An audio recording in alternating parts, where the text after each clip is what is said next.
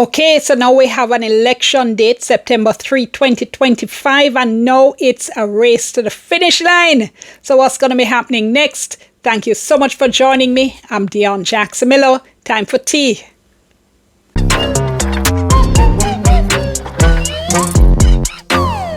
So halfway tree square was rampacked Sunday night for the monster rally called so Prime Minister Andrew Holness could announce the election date. So hold on, before I get into serious things, who saw Kamina Johnson-Smith shaking it to the max?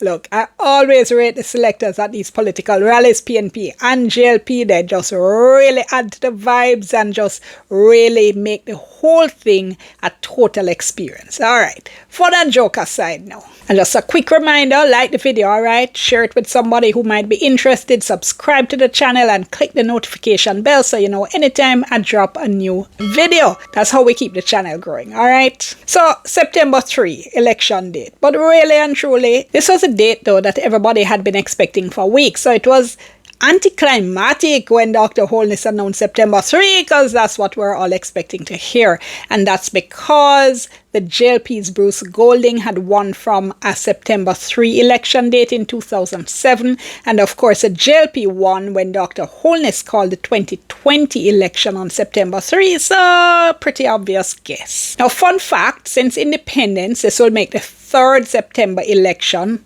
all going to be held, as we now know, on September 3. We had 4 general elections called in February, 1 in March, 1 in April, 2 in October, and 4 in December. Now, we were going to have an August general election, but that was the one in 2007 called by Prime Minister Portia Simpson Miller, and the hurricane swept her August date into September 3rd, which the JLP won. Now, let's look a little bit at some numbers so you can see the work the parties have to do. In 2020, PNP voters stayed home. Yes, it was a COVID year, so a lot of voters stayed home, but look at the numbers for both sides for the past 3 elections. Now, lots of interesting stuff here. So, the voter turnout in 2020 was about 38%. As I said, it was a COVID year, but the JLP had about 29,000 fewer votes than they did in 2016. The PNP, on the other hand, had a whopping 128,000 fewer votes. And look at what's been happening with voting numbers. Since 2011, JLP numbers bumped up in 2016, then they fell in 2020, COVID year. PNP numbers, though, fell in 2016, fell again in 2020. If you look at it, JLP really had about the same number of voters in 2011 as in 2020. Look at it, in 2011, they had 405,000, call it 406,000, while in 2020, they had 408,000. If you look at what happened to the PNP, though, from 2011, they were at 464,000 in 2020, 306,000. So the PNP lost 34% of their 2011 voting numbers compared to 2020. So the PNP has a big task on its hands to try to bring back its voters, especially since it's in opposition, because, you know, a lot of times the incumbent does have the advantage in terms of resources and in terms of being able to say, hey, we've been here, this is what we've done. Now, the PNP has been goading the Prime Minister for months now to call the election, you know, call it Andrew, call it, Andrew, call it, but there was no way he was going to be taking the bait this time. If you think back to 2011, that's all we were hearing. Call it Andrew, call it, Andrew, call it. Andrew called the election early and he lost to the PNP's Portia Simpson Miller. So this time around, there is no way he was going to be calling any election before he was good and ready. In fact, he waited so long that we nearly saw the Parliament run its entire 5-year term in 5 more weeks. If the PM hadn't advised the GG to dissolve Parliament, Parliament would have automatically dissolved according to what the Constitution says. By the way, this was the 3rd election that Prime Minister Holness was announcing, but the first one actually in halfway tree. In 2011, he went to Mandeville. He announced the election date there. He lost that year. In 2020, we were in the COVID-19 pandemic, so he made that announcement in Parliament. and as you probably remember, won by a landslide. This election, though, doesn't look like it's shaping up to be a landslide. The RGR Gleaner polls, the last polls, had showed that the PNP was leading the JLP by 3%, which is exactly the margin of error for those polls. That, though, was weeks ago, so we're eagerly looking forward to the next set of polls. I think everybody is, to see where we are now. So as I said earlier, it's a race to the finish right now. So what is going to be happening? Every single day counts right now. So it's going to be round the clock work for the party workers on both sides. The parties now have to get their representatives nominated so they will officially be candidates for the parties. And the best thing about nomination day for me is watching the kind of creativity that the representatives put into showing up on nomination day. So wow, we're going to see somebody parachute in, horse and carriage, buggy. What are we going to see? I'm exaggerating a little bit, but just a little bit, because we have seen a candidate come up on horseback in full regalia and just all kinds of other creative fun things, and I like that. Politics need to be fun as well as all the seriousness, so I'll be looking out for that on nomination day. Let's see what they're going to come with. Maybe we'll be able to give an award to the best nomination. I'll remind you closer to the time, and you can tell me what you think as well, alright? But again, fun and joke aside. Now, just a couple of quick facts. Nominations have to be made between 10 a.m. and 2 p.m. So if you come after that time, you goose cook. That's what the law says. In addition, you have to be nominated by 10 people qualified to vote in your constituency. And we've seen in the past, sometimes independent candidates come in with their 10 names, but the 10 people aren't from the constituency, and they have to run up and down and try to get the 10 names. That, of course, never happens with the two established political parties. They know what they're doing, clearly. The deposit to be nominated is $3,000, and I say deposit and not fee because the Representation of the People Act says if you get not less than 1/8 of the votes cast in the constituency, you will get your money back. One of the things we won't see this nomination day is the everlasting counting out of $100 bills for JLP nominees, because they used to have the picture of former JLP leader Donald Sangston on them. The PNP now would pay with a note that had a PNP leader on it, the $1,000 bill. The last one had Michael Manley on it, so they were using that most recently. But since former Finance Minister Nigel Clark changed up the picture them on the new money, we now have Manley and Siaga together on the $2,000 bill. So I guess all of them can use that now. We'll see.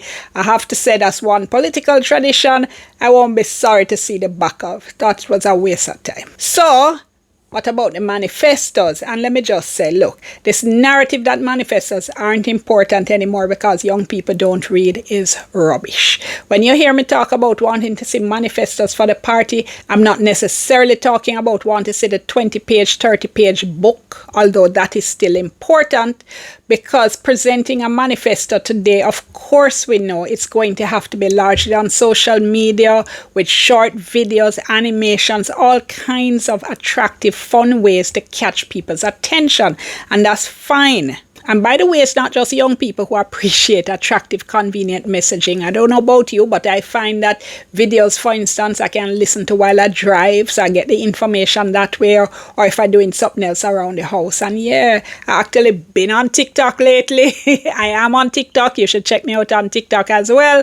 But I do enjoy that as well. And that's another avenue we can expect to see the manifestos being presented on.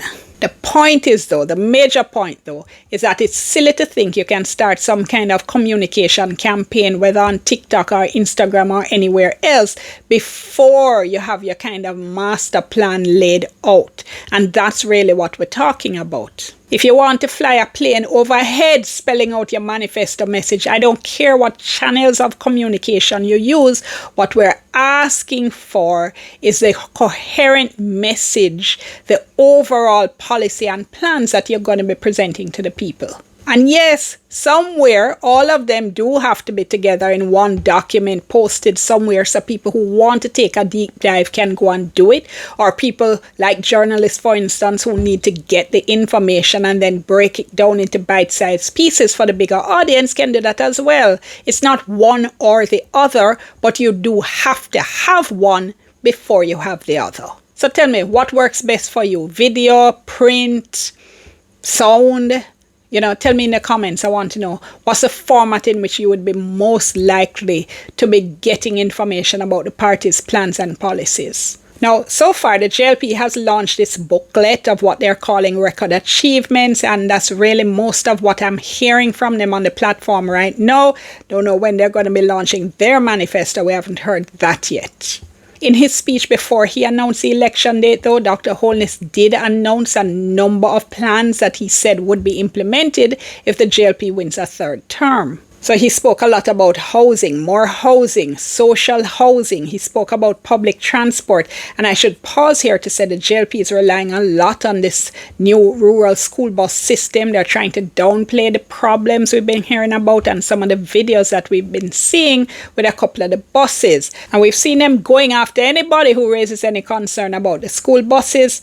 That is something we are going to have to talk about in more detail, though, all right? Can't make that allow us not to talk about something. The Prime Minister is also promising free transportation to all school children, including tertiary students with ID, for September and October. And I do have some thoughts on these promises, by the way. I'm not going to go into that now, though, because I'll do separate videos on that coming up in the days and weeks ahead. Prime Minister also promised regular garbage collection, and that would be a big thing, although I have to tell you in the past month or so I've never seen my garbage collected so often. The PNP launches their manifesto Tuesday. This is 2 days after the election announcement. I have to say this might be the earliest manifesto launch I've ever seen. They need to get their message out there because so far I don't think it's been resonating very well. Yes, I've seen some of their posts on social media, but again, I just don't think their various messages have been getting a lot of traction.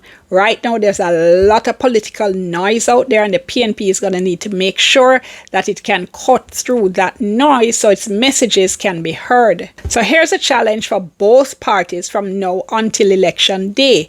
The JLP, I'm sure, will continue to tout their achievements over the past 2 terms. Prime Minister Holness has made a big deal out of saying they're campaigning on their record of achievements. But people also want to know what's the path forward and what do you have planned, and so far they haven't really started to do that in any serious way. The JLP also needs to convince Jamaica to look past voter fatigue and put them in for a third term. They are going to have to hold on to the voters they had in 2020 and build on that number because the PNP is in a stronger position than they were in 2020, and we've seen that in the polls. The JLP needs to hold on to at least some of the seats they had snatched away from the PNP in 2020. I think it's inevitable that some of those are going back to the PNP. The question is how many can the JLP get to that magic number of 32? On the other hand, the PNP now, they need to convince voters that their untested leader Mark Golding and his team are better equipped to lead the country. Of course, when I say untested here, I mean that he's never been Prime Minister. They need to show that their plans are better. They need to stop the hemorrhaging of their voters. They need to bring back their base and then go after the uncommitted. They found out the hard way in 2020 that seats don't belong to parties. Seats they thought were safe seats like Central Kingston went to the JLP. So they need to hold on to the 14 seats they won in 2020, and they need to flip 18 more if they're to reach the magic number of 32 and win the election. So, who's gonna win? What's your gut telling me? Comment below, alright? Let's see what happens as we get closer to election day. One more time, remember, like the video please, share it with somebody who might be interested, and subscribe to the channel. Also, click that notification bell so you know anytime I drop a new video. I'm Dion. Thank you so much for watching. Back to my tea.